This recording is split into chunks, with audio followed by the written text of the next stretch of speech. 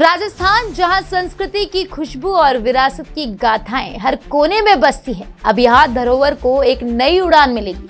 बुधवार को उप मुख्यमंत्री दिया कुमारी की अध्यक्षता में पर्यटन विभाग की एक महत्वपूर्ण समीक्षा बैठक में राज्य के पर्यटन के भविष्य की रूपरेखा तैयार की गई है। झुंझुनू में जल्द ही वार म्यूजियम स्थापित होगा, जहां राजस्थान के वीर सैनिकों की शौर्य गाथाएं डिजिटल और भौतिक रूप में प्रदर्शित की जाएगी। जयपुर के अल्बर्ट हॉल संग्रहालय को स्मार्ट म्यूजियम के रूप में विकसित किया जाएगा, जिसमें वर्चुअल रियलिटी और ऑगमेंटेड रियलिटी जैसी आधुनिक तकनीकों का इस्तेमाल होगा। और इसके साथ ही राजस्थान के प्रमुख संग्रहालयों और किलों का डिजिटलीकरण भी किया जाएगा, जिसमें AR, RFID टैगिंग और वर्चुअल टूर जैसी हाईटेक सुविधाएं शामिल होंगी।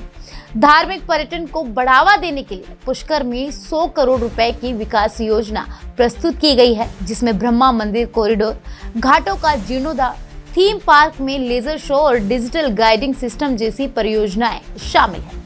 महाराणा प्रताप टूरिस्ट सर्किट और जनजातीय पर्यटन को भी नई ऊर्जा मिलेगी, जिससे आदिवासी जीवन शैली और सांस्कृतिक को शोकेस किया जाएगा। जल संरक्षण और विरासत संरक्षण को भी प्राथमिकता दी जाएगी, ताकि पारंपरिक बावड़ियों और जल संरचनाओं का दीर्घकालिक संरक्षण सुनिश्चित किया जा सके। इसके अलावा जल महल, आमेर किले और शेखावाटी क्षेत्र की हवेलियों के संरक्षण और विकास के लिए भी निर्देश दिए गए हैं।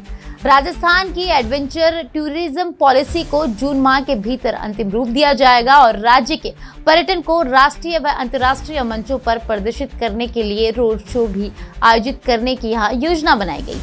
ये सारी पहल न केवल राजस्थान के पर्यटन को आधुनिक और वैश्विक दृष्टिकोण देगी, बल्कि सांस्कृतिक विरासत, डिजिटल नवाचार और रोजगार के नए अवसर भी इससे पैदा होंगे। उप मुख्यमंत्री ने निर्देश दिए कि राज्य की एडवेंचर टूरिज्म पॉलिसी को जून महीने के भीतर अंतिम रूप दिया जाए। उप मुख्यमंत्री दिया कुमारी ने स्पष्ट किया कि राजस्थान की पर्यटन रणनीति संवर्धन के साथ संरचना, आधुनिकता के साथ परंपरा और आर्थिक प्रगति के साथ सांस्कृतिक चेतना को समाहित करती है।